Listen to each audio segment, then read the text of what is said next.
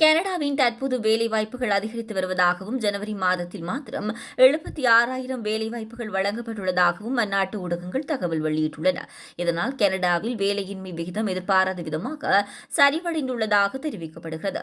குறிப்பாக கடந்த ஜனவரி மாதம் வேலையின்மை விகிதம் 6.6% பதிவாகியிருந்த நிலையில் அதற்கு முந்தைய மாதத்தில் 6.7% என பதிவாகியிருந்தது.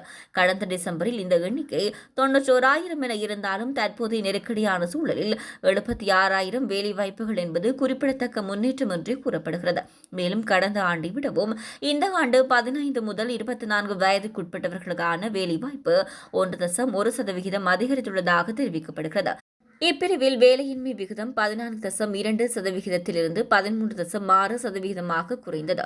நிரந்தர ஊழியர்களுக்கான சராசரி மணிநேர ஊதிய வளர்ச்சி 3.7%ஆக இருந்தது. இது டிசம்பரில் திருத்தப்பட்ட 3.8%இலிருந்து சற்று குறைவாகும் என்பதும் குறிப்பிடத்தக்கது. இதேவேளை கனடாவில் புதிய குடியேற்ற திட்டங்கள் மூலம் பிற நாட்டினருக்கு நிரந்தர குடியுரிமையுடன் வேலை கிடைக்கும் என அறிவிக்கப்பட்டுள்ளதாக அந்நாட்டு ஊடகங்கள் செய்தி வெளியிட்டுள்ளன. இது தொடர்பில் அந்நாட்டின் குடியேற்றம் மற்றும் குடியுரிமை அமைச்சர் மார்க் மில்லர் புதிய திட்டங்களை அறிவித்துள்ளார். திறமையான தொழிலாளர்களை நாட்டின் குறிப்பிட்ட பகுதிகளுக்கு ஏற்பதற்காக நடவடிக்கை மேற்கொள்ளப்படுவதாக அவர் சுட்டிக்காட்டியுள்ளார்.